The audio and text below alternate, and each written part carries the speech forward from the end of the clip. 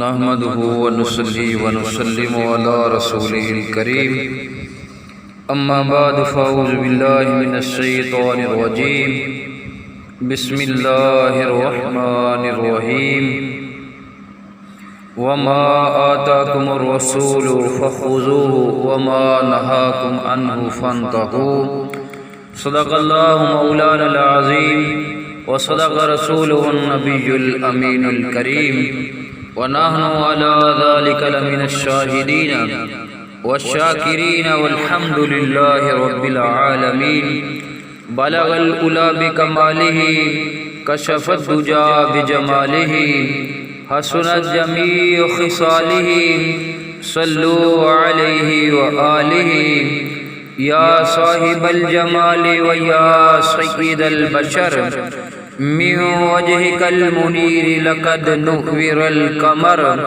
لا يمكن الثناء كما كان حقه بعد الخدا بزرگ توئی قصہ مختصر تو شم میری سالت ہے عالم تیرا پروانہ تو شم میری سالت ہے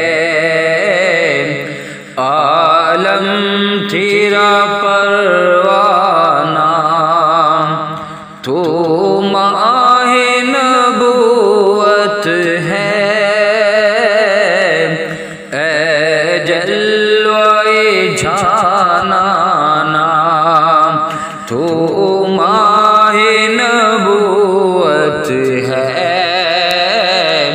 اے جلوے جھانانا کھاتے ہیں تیرے در کا پیتے ہیں تیرے در کا کھاتے ہیں تیرے در کا پیتے ہیں تیرے در کا پانی ہے تیرا پانی دانا ہے تیرا دانا پانی ہے تیرا پانی دانا ہے تیرا دانا تو ماہ نبوت ہے اے جلوے چھانانا تو شم میری سالت ہے عالم تیرا پروانہ خالق کائنات پاک پروردگار عالم اللہ وحدہ لا شریک کا کرم ہے، اس کا فضل ہے، اس کا احسان ہے، اس کا شکر ادا کرتے ہیں کہ اللہ تبارک و تعالی نے ہمیں قرآن پاک کی تلاوت کی توفیق نصیب فرمائی، ذکر خدا ذکر مصطفیٰ صلی اللہ علیہ وآلہ وسلم کی توفیق نصیب فرمائی۔ حضرت ابو ذر رضی اللہ تعالی عنہ سے فرماتے ہیں رسول اللہ صلی اللہ علیہ وآلہ وسلم نے فرمایا اعمال میں سے افضل عمل اللہ تعالیٰ کے لیے محبت رکھنا، سبحان اللہ، یعنی کہ اعمال میں سے افضل عمل اللہ تعالیٰ کے لیے محبت رکھنا اور اللہ تعالیٰ کے لیے ناراضگی رکھنا ہے، سبحان اللہ، یعنی کہ اللہ تبارک و تعالیٰ کے لیے محبت کریں اور اللہ تبارک و تعالیٰ کے لیے ناراضگی رکھیں۔ ابو داؤد شریف کے اندر حدیث موجود ہے۔ حضرت عبادہ بن صامت رضی اللہ تعالیٰ عنہ سے فرماتے ہیں کہ میں نے رسول اللہ صلی اللہ علیہ وآلہ وسلم کو یہ فرماتے ہوئے سنا کہ نبی کریم علیہ السلام فرما رہے تھے جو گواہی دے کہ اللہ کے سوا کوئی معبود نہیں اور بے شک محمد صلی اللہ علیہ وآلہ وسلم اللہ کے رسول ہیں، یعنی کہ یہ گواہی دے کہ اللہ تبارک و تعالیٰ کے علاوہ کوئی معبود نہیں، عبادت کے لائق نہیں، اور بے شک محمد صلی اللہ علیہ وآلہ وسلم اللہ کے رسول ہیں۔ تو پھر کیا ہوتا ہے؟ اللہ تعالیٰ اس پر جہنم کی آگ کو حرام کر دیتے ہیں۔ مسلم شریف کے اندر حدیث موجود ہے، یعنی کہ بندہ گواہی دے کہ اللہ تبارک و تعالیٰ کے علاوہ کوئی عبادت کے لائق نہیں، اور بے شک محمد مصطفیٰ صلی اللہ علیہ وآلہ وسلم اللہ کے رسول ہیں، اللہ تعالیٰ جہنم کی آگ حرام کر دیتے ہیں۔ سبحان اللہ۔ اور حضرت عثمان بن عفان رضی اللہ تعالیٰ عنہ فرماتے ہیں رسول اللہ صلی اللہ علیہ وآلہ وسلم نے فرمایا، جس شخص کو اس پختہ عقیدہ پر موت آئی کہ اللہ کے علاوہ کوئی معبود نہیں، یعنی کہ حضرت عثمان بن عفان رضی اللہ تعالیٰ عنہ فرماتے ہیں کہ نبی کریم علیہ السلام نے فرمایا کہ جس شخص کو اس پختہ عقیدہ، پکا عقیدہ اس کا ہو اور اس پر اس کو موت آئی، کون سا پکا عقیدہ؟ کہ اللہ کے سوا کوئی معبود نہیں، تو نبی کریم علیہ السلام نے فرمایا جو بندہ یہ کہے گا اس کا عقیدہ بھی پکا ہوگا اور اس کو اسی حالت میں موت آئے گی تو ہوگا کیا کہ وہ جنت میں داخل ہو جائے گا۔ مسلم شریف کے اندر حدیث موجود ہے۔ سبحان اللہ۔ اور حضرت جابر رضی اللہ تعالی عنہ فرماتے ہیں کہ رسول اللہ صلی اللہ علیہ وآلہ وسلم نے فرمایا، دو چیزیں جنت اور دوزخ کو واجب کر دیتے ہیں۔ ایک آدمی نے کہا، اے اللہ کے رسول صلی اللہ علیہ وآلہ وسلم، وہ دو چیزیں کون سی ہیں جو واجب کر دیتی ہیں؟ آپ نے فرمایا، ایک یہ کہ جو اس حالت میں فوت ہوا کہ اللہ کے ساتھ کسی کو شریک ٹھہراتا تھا وہ جہنم میں داخل ہوگا، اور دوسری یہ کہ جو اس حالت میں فوت ہوا کہ اللہ کے ساتھ کسی کو شریک نہیں ٹھہراتا تھا وہ جنت میں داخل ہو گیا۔ سبحان اللہ۔ مسلم شریف کے اندر یہ حدیث موجود ہے، یعنی کہ دو چیزوں کا بیان کیا ہے نبی کریم علیہ السلام نے کہ یہ دونوں چیزیں واجب کر دیتی ہیں۔ ایک کہ جس نے یہ کہا کہ اللہ تبارک و تعالیٰ کے ساتھ کوئی شریک ہے، کہ اللہ تبارک و تعالیٰ کے ساتھ وہ شریک ٹھہراتا تھا تو وہ جہنم کے اندر جائے گا، اور جس نے یہ کہا اور اس کو یہ کہنے پر موت آئی کہ اللہ کے سوا کوئی معبود نہیں، یعنی کہ اللہ کے ساتھ اس نے کسی کو شریک نہیں ٹھہرایا، وہ جنت میں داخل ہوگا۔ سبحان اللہ۔ تو شم میری سالت ہے، عالم تیرا پروانہ، تو شم میری سالت ہے، تیرا پروانہ، تو ماہ نبوت ہے، اے جلوائے چھانا نام، تو ماہ نبوت ہے، اے جلوائے چھانا نام۔ اور حضرت ابو ہریرہ رضی اللہ تعالیٰ عنہ سے فرماتے ہیں کہ ایک دن ہم رسول اللہ صلی اللہ علیہ وآلہ وسلم کے گرد بیٹھے ہوئے تھے، اور ان لوگوں میں ہمارے ساتھ حضرت ابو بکر اور حضرت عمر رضی اللہ تعالیٰ عنہما بھی تھے۔ نبی کریم علیہ السلام اچانک ہمارے درمیان سے اٹھ کھڑے ہوئے اور کہیں چلے گئے، اور ہمارے پاس واپس آنے میں دیر لگا دی۔ فرماتے ہیں کہ ہم ڈر گئے کہ آپ کو ہماری غیر موجودگی میں کوئی ایذا نہ پہنچے۔ ہم گھبرائے اور اٹھ کھڑے ہوئے۔ سب سے پہلے میں گھبرایا، میں رسول اللہ صلی اللہ علیہ وآلہ وسلم کو تلاش کرنے کے لیے نکلا، یہاں تک کہ میں بنو نجار کے انصار کے باغ کے قریب پہنچا۔ میں نے اس باغ کا چکر لگایا کہ کہیں اس کا دروازہ ملے، لیکن مجھے اس کا دروازہ نہ ملا۔ اچانک پانی کا ایک نالا نظر آیا جو باہر کے کنویں سے باغ کے اندر جا رہا تھا۔ حضرت ابو ہریرہ رضی اللہ تعالی عنہ فرماتے ہیں کہ میں سکڑ کر اس نالے کے راستے باغ میں رسول اللہ صلی اللہ علیہ وآلہ وسلم کے پاس پہنچ گیا۔ آپ نے فرمایا ابو ہریرہ ہے رضی اللہ تعالی۔ میں نے کہا جی ہاں اے اللہ کے رسول صلی اللہ علیہ وآلہ وسلم۔ آپ نے فرمایا کیا بات ہے؟ میں نے کہا کہ آپ ہمارے درمیان بیٹھے ہوئے تھے، آپ کھڑے ہوئے اور واپس آنے میں دیر لگا دی تو ہم ڈر گئے کہ آپ کو ہماری غیر موجودگی میں کوئی تکلیف پہنچائی جائے۔ ہم گھبرا گئے، سب سے پہلے میں گھبرایا۔ میں باغ کے قریب آیا، میں براستہ نالا باغ میں داخل ہونے کے لیے سکڑ گیا جیسے لومڑی سکڑتی ہے، اور دوسرے لوگ بھی میرے پیچھے آ رہے ہیں۔ آپ نے فرمایا اے ابو ہریرہ،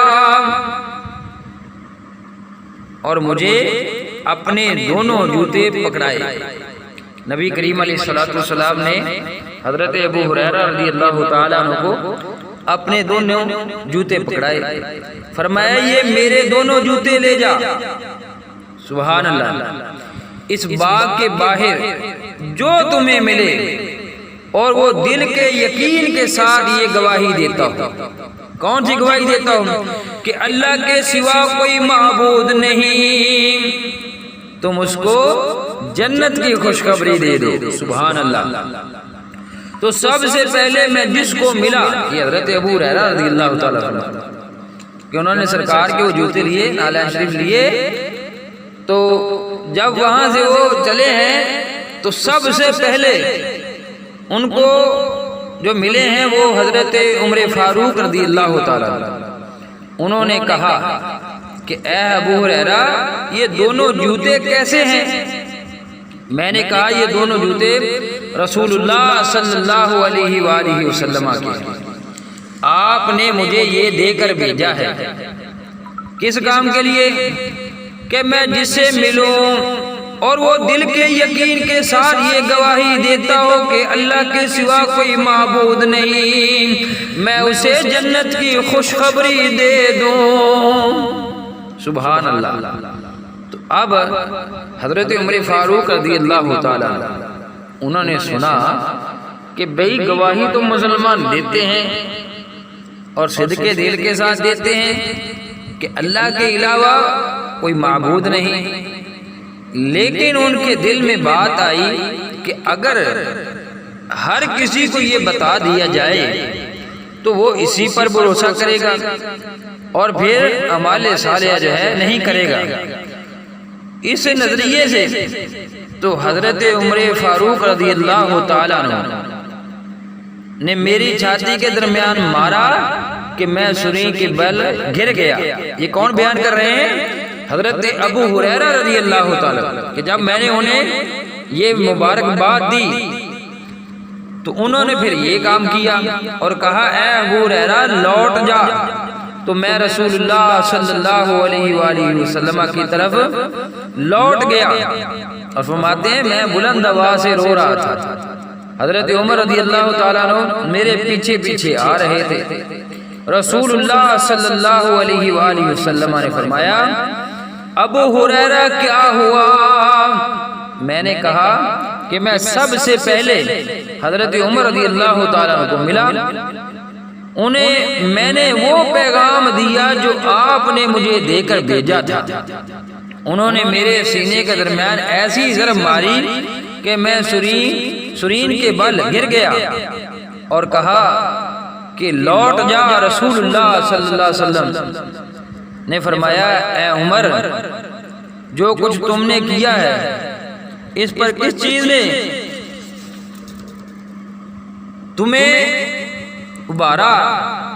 انہوں نے کہا اے اللہ کے رسول صلی اللہ علیہ وآلہ وسلم میرے ماں باپ آپ پر قربان ہوں، کیا آپ نے ابو ہریرہ رضی اللہ تعالیٰ عنہ کو اپنے دونوں جوتے دے کر بھیجا تھا کہ وہ جسے ملے وہ دل کے یقین کے ساتھ یہ گواہی دیتا ہو کہ اللہ کے سوا کوئی معبود نہیں، وہ اسے جنت کی خوشخبری دے دے؟ فرمایا ہاں۔ تو انہوں نے کہا آپ ایسا نہ کریں۔ آگے پھر وجہ بھی بیان کی۔ حضرت عمر رضی اللہ تعالیٰ عنہ کہتے ہیں کہ میں ڈرتا ہوں کہ لوگ اسی پر بھروسہ کریں گے اور انہیں چھوڑے عمل کرنے دیں، تو رسول اللہ صلی اللہ علیہ وآلہ وسلم نے فرمایا انہیں چھوڑ دو۔ مسلم شریف کے اندر یہ حدیث موجود ہے، یعنی کہ حضرت عمر فاروق رضی اللہ تعالیٰ عنہ نے یہ عمل اس لیے کیا تاکہ لوگ جو ہیں اعمال صالحہ نہ چھوڑ دیں، وگرنہ انہوں نے تصدیق تو پہلے کروا لی آقا علیہ السلام سے۔ آتے یہ پوچھا کہ میرے ماں باپ آپ پہ قربان ہوں، کیا آپ نے ابو ہریرہ رضی اللہ تعالیٰ کو یہ حکم دیا ہے؟ تو نبی کریم علیہ السلام نے تصدیق فرما دی۔ تو اب توجہ کرنے والی بات یہ ہے کہ یہ حدیث مسلم شریف کے اندر موجود ہے، اور آگے حضرت معاذ بن جبل رضی اللہ تعالیٰ عنہ سے فرماتے ہیں کہ رسول اللہ صلی اللہ علیہ وآلہ وسلم نے فرمایا مجھے فرمایا کہ جنت کی چابیاں یہ گواہی دینا کہ اللہ کے سوا کوئی معبود نہیں۔ سبحان اللہ، یعنی کہ جنت کی چابیاں کون سی ہیں؟ کہ یہ گواہی دینا کہ اللہ کے سوا کوئی معبود نہیں۔ تو اس میں کوئی شک و شبے والی بات نہیں ہے، جو اس بات کی گواہی دیتا ہے کہ اللہ کے سوا کوئی معبود نہیں، اللہ کے ساتھ کسی کو شریک نہیں ٹھہراتا، اور یہ گواہی دیتا ہے کہ محمد صلی اللہ علیہ وآلہ وسلم اللہ تعالیٰ کے رسول ہیں، تو اللہ تبارک و تعالیٰ اس کی بخشش فرما دے گا۔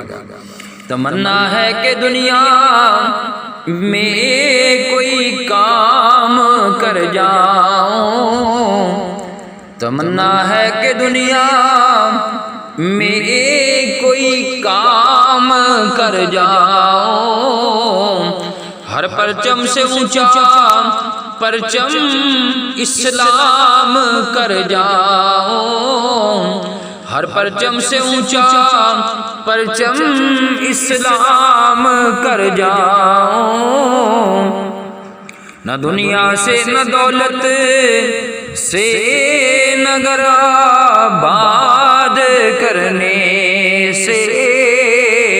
کیوں؟ اللہ نے فرمایا کہ کل من علیہا فان، ہر چیز فنا ہو جائے گی، وَيَبْقَى وَجْهُ رَبِّكَ ذُو الْجَلَالِ وَالْإِكْرَامِ، باقی رہے گی تو صرف اللہ تبارک و تعالیٰ کی ذات ہی باقی رہے گی، نہ دنیا سے نہ دولت سے نگر آباد کرنے سے۔ تسلی دل کو ہوتی ہے خدا کو یاد کرنے سے۔ فرمایا خبردار، دلوں کو سکون جو ہے اللہ کے ذکر سے ملتا ہے، اور فرمایا فَاذْكُرُونِي أَذْكُرْكُمْ، اے میرے بندے تم میرا ذکر کر میں تجھے یاد کروں گا۔ سبحان اللہ۔ تسلی دل کو ہوتی ہے خدا کو یاد کرنے سے، دلا غافل نہ ہو یک دم یہ دنیا چھوڑ جانا ہے، دلا غافل نہ ہو یکدم یہ دنیا چھوڑ جانا ہے، باغیچے چھوڑ کر خالی قبر اندر سمانا ہے۔ بڑے بڑے بادشاہ آئے، وزیر آئے، سکندر آئے، مال والے آئے، جائیداد والے آئے، بڑے زمینوں والے آئے، لیکن سب کچھ چھوڑ کے یہاں ہی چلے گئے۔